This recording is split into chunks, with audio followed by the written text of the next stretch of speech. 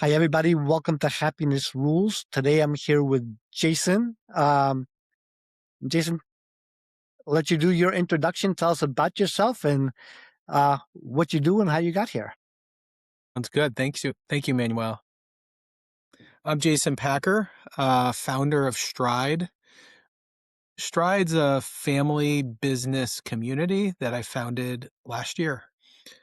Seeing that you're a psychiatrist, I should probably start with from the very beginning. I was immersed in family business from a very early age. My parents and grandfather and my uncle owned and operated a family business. That business started from my great grandmother, who started a family business even before that business. And my dad came from another family business. So I come from a long line of these businesses, and I watched how they thrived, how we had some really incredible things that happened in the business. I watched how my parents at the dinner table would talk about the challenges and struggles that go on in the family business. And then I watched the family dynamics of my parents, my uncle, my grandfather. And then my cousins owned another family business that operated in parallel, and another set of cousins, and my uncle owned the meatpacking plant where my father came from. So that's where I started. Went to college for public policy at Syracuse University and thought I was going to be in politics. And so I went to Washington, D.C. I worked for a congressman, and then I raised money for senators in Washington, and really enjoyed that, but had the entrepreneurial itch because that was in my blood. I went and got my MBA. And then once I met my wife, we decided to move back to the capital region, and I joined the family business.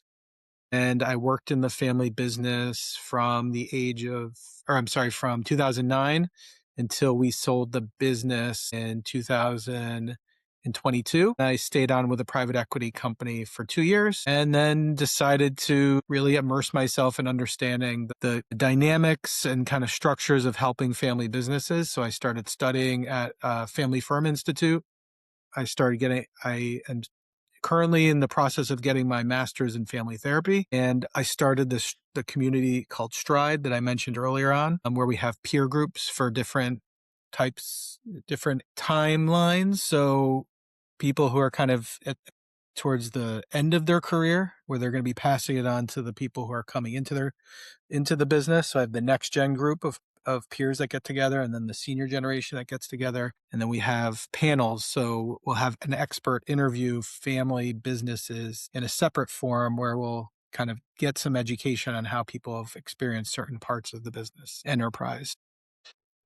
Were there did you have any siblings who went into the family business? Were you only child or?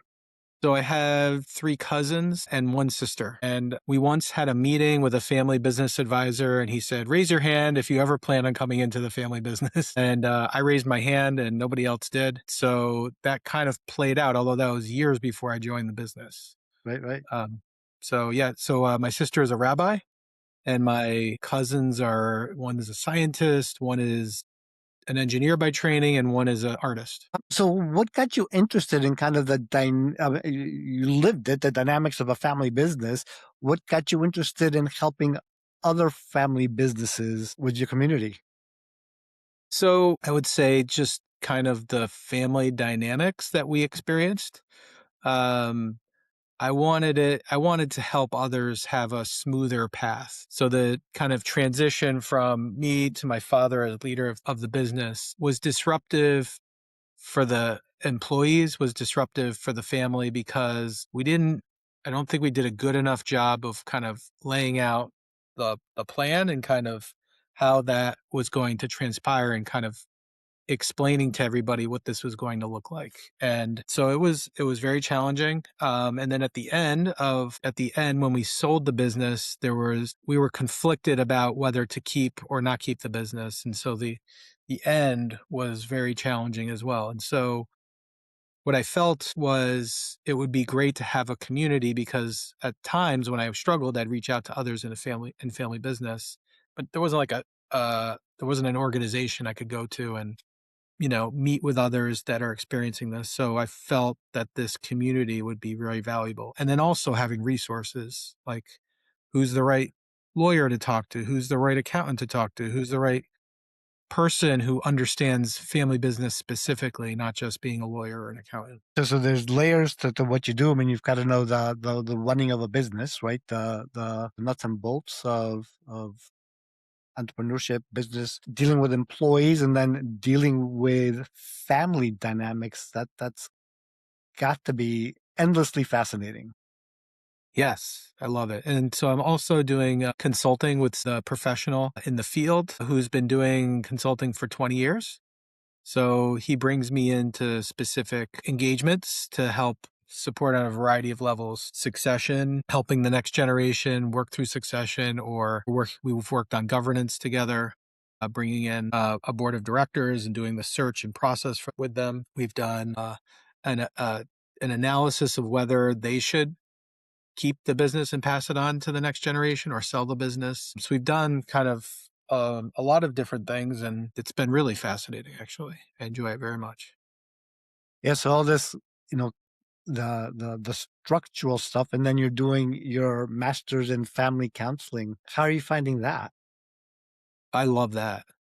It's amazing. So currently, I'm taking career counseling is the class I'm taking today. But I've taken family systems class. I've taken a pre-practicum. So really gaining the skills of a counselor that I can utilize not as a licensed therapist, but the structural piece of like what to look for and how to organize these engagements. It's really been valuable and intellectually stimulating. What do you think are the unique challenges to a family run business as opposed to, you know, kind of another sort of business? If you're a multinational if you're, say, a publicly traded company, or if you're just a big corporation that's owned by shareholders, typically the CEO is in charge and makes all of the decisions. The buck stops with that person. They may have a chair, of a board, but ultimately the CEO runs the show. In a family business, an example would be our family business. I was the CEO.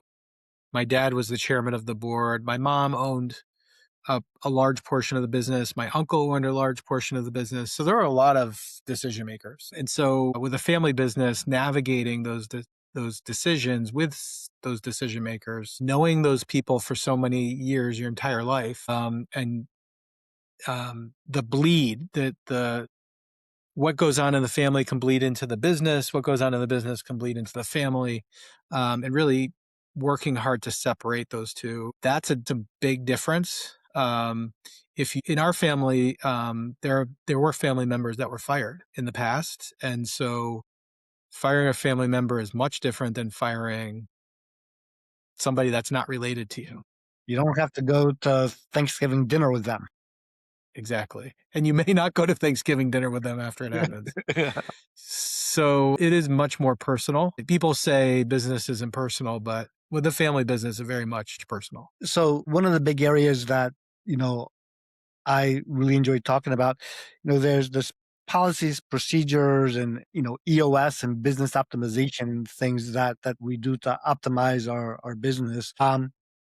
And then there's the individuals who are running a business, from the CEO to the C suites and everybody else, and the struggles with mental health and performance and burnout, especially when you're in a close knit community like a family where people see you handling your emotions or not handling your emotions, the Yeah. emotional regulation. What's been your experience with that? So when I first came into the leadership in our family business, kind of like operations, my dad had me come into operations, which was his core competency. He was really good at that.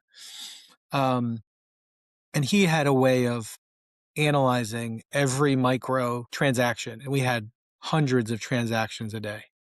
And so it's funny you said EOS, because I started to try to manage that and try to manage other things. And there were a lot of high expectations, and people were watching, and somebody called it the fishbowl. I was sitting in a fishbowl, like the things I did, people saw. And so, and I struggled because operations was not my strength. I was more of like a big picture sales, marketing kind of person. And I was walking into a role that was not my strength. And so, um, over time, I was introduced to EOS.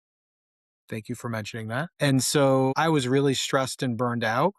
And EOS, after I read the book that Gino Wickman wrote called Rocket Fuel, it really clarified why I was stressed. So in Rocket Fuel, it talks about being either a visionary or an integrator. And so, or some people, I guess, a small percentage of people could be both. And so for me, though, I saw myself as a visionary, and I realized why I was burned out, because I wasn't focused on being that visionary. And once I did become focused on being a visionary, my work flowed and the business catapulted, because then we put other people in charge of the things that were integrator like, which is, keep, as they say in EOS, kind of keeping the train moving on time and keeping all the things flowing within the operation. So we had really good people do that while I focused on my strengths. And so that eliminated, well, it reduced my burnout, it reduced my stress, and increased my effectiveness and increased the effectiveness of the company. And I think that kind of gave the family some more confidence that passing the business on to me was, we were going in the right direction. That's remarkable, how that change where you start to operate in your strengths, your unique abilities or zone of genius or whatever you want to call that. Yeah. And the ability to kind of see that as a superpower rather than a limitation. Like need to work on my weaknesses, get into operations and learn that in a big way. But it's really the opposite. Dig into, what you're really good at, and then you find people who are really good at the stuff that, is not your zone. And in a family business, that can be dangerous because the person who has the job before you as the leader of the company can, not always, can view the way they ran the business the way it should be run. That's And the a right family way. member should run the business the way they ran it. And it's very scary. There could be a lot of fear around the idea of changing the way the family runs the business. Yeah, change is always gonna be scary and hard, and especially if someone's been successful for, 30 years, 40 years, this is the way we do things. Right. Next generation comes up and, what is this young whippersnapper doing? Right. Yeah. So that was, I mean, that was a fear that my father in particular and my mother had in this transition. And but, when once we had made kind of that EOS implementation and we had our new leadership team, we had our new structure, COVID hit. And then thank God we had done that in advance of COVID. So we had the right procurement person in charge of procurement. And so at that time, we needed, if you could procure during COVID in the industry we were in, which was wholesale distribution of cleaning supplies, and then we then became a distributor of PPE. If we could do that successfully, we would have a good year or two. And so we did. And we had a really great leadership team that guided us through 2020, 2021, and then in 2022, those 3 years were consecutive record revenue and profit years. And then going into 22, that's when we sold our business because the industry was consolidating and they had seen the growth from COVID and they wanted in on that. And not to mention, part of the challenge and the struggle we had as a family was we didn't have a good plan of succession from an ownership standpoint. We'd kind of worked really hard on the leadership and managerial side and spent most of our time on that and failed to focus on how were we going to move ownership from one generation to the next. And we never really conquered that. And so PE came in, kind of was our solution. How did you navigate the transition with your father? Framework and, like, really changing the dynamics of how the company was run. How did you manage that? So I'll say EOS is brilliant and Gino Wickman's process is brilliant. The one thing that I think could be altered in EOS would be, where does the ownership room go? Right. So if we as a leadership team, me as CEO, and then the leadership team with me are in one room, where does the ownership go if they don't sit in that room anymore? So the one thing our EOS implementer, the person who helped us get EOS in place, she put them in a different room. So we'd have a separate ownership meeting. She did some research and tried to understand how other families did it. And so we would have an ownership meeting separate from the EOS level 10 meeting. And we get a sense of what their shareholder objectives were. And then we kind of bring that into the leadership meeting. And then the leadership meeting would report back to the owners on what was going on. And so there was a two-way conversation. And I'll say it was never really perfect. It was okay enough to get us through, but that's a challenge to try to get the two-way communication, allow the next generation to run the business while the senior generation, the owners, continue to maintain kind of a touch and an understanding of what the decisions are that are being made in the business and feeling comfortable with it.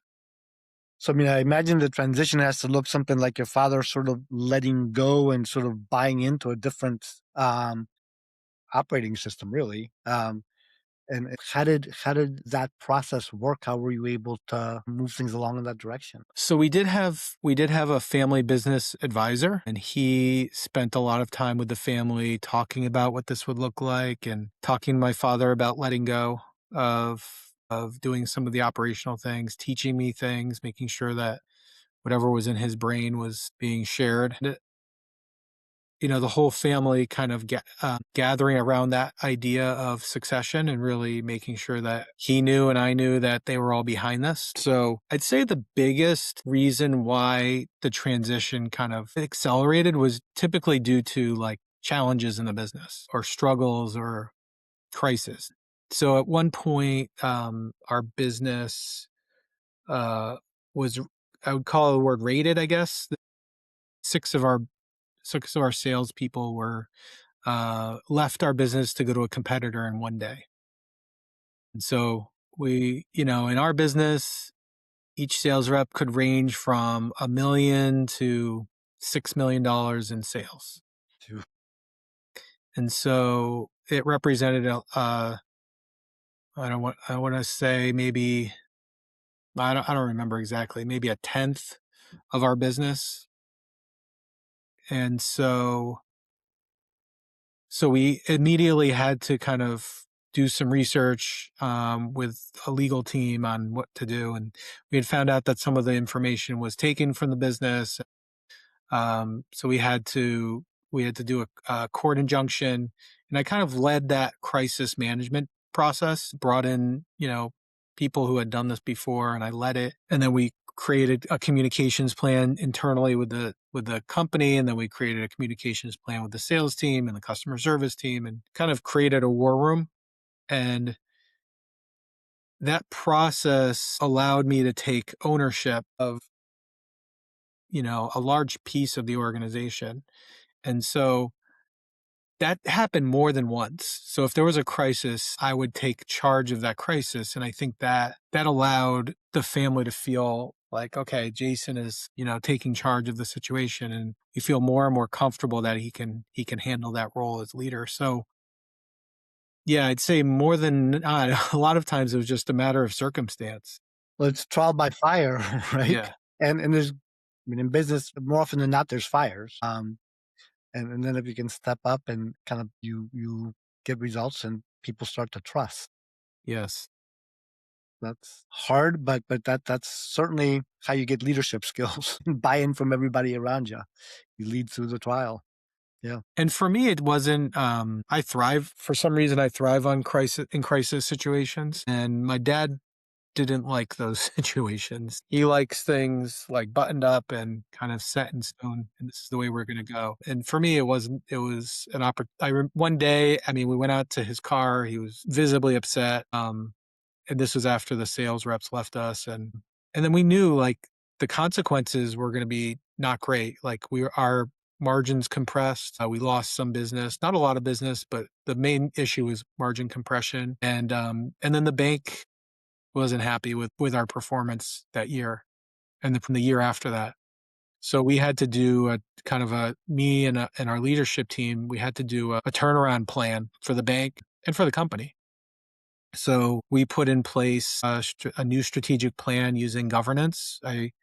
We put together a board of advisors to help us create the plan, and we executed and turned the business around. That was part of That was right before a couple years before COVID, but that was, again, kind of things that happened. It gave me the opportunity to create governance and kind of create the next path for the business. What are you seeing, in the new company Stride, working with a whole community now, and now you've got a little bit of a framework, a mental health framework, in terms of the mental health challenges that these family businesses are having to deal with. I would say the work we do is a lot of preventative. And so I haven't seen a lot of mental health issues, I would say, per se, but I'd say we create process to help families move toward a structure that allows them to seamlessly move the business from one generation to the next. I think the other part of prevention is being a part of this community to be able to share the challenges that each of these families are experiencing together, and also education, as I learned in class, like psychoeducation.